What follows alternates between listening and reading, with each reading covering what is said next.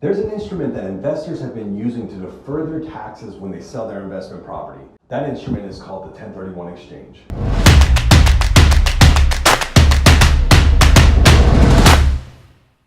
So, if you own a rental property or properties, you can actually sell any number of them and defer all of your taxes through what's called a 1031 exchange.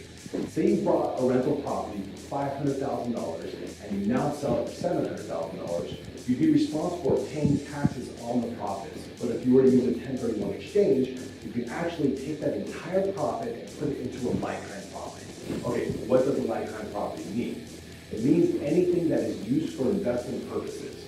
So you could sell your rental in Moorpark and buy any number of properties, say in Las Vegas, and as long as you use the properties for investment purposes, you can defer taxes from your original sale. Now, there are some rules that you need to follow, a few of them being, you have to buy a property or properties equal to or more than what you sold your original one for.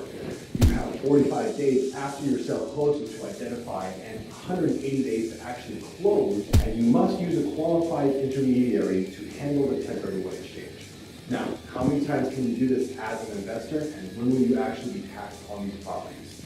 The great news is that you can use a 1031 exchange as many times as you like, and in any state. So keep doing this until you go to that great gig in the sky. If and when you finally decide to sell your investment properties, you will be taxed on all the properties that you have deferred taxes on. Of course, this is a very, very basic explanation on a 1031 exchange. So please contact me with any questions or reach out to any qualified intermediary for any more details. That does it for this week's Miracle Minute. Don't forget to like, comment, share, and I'll see you guys next week.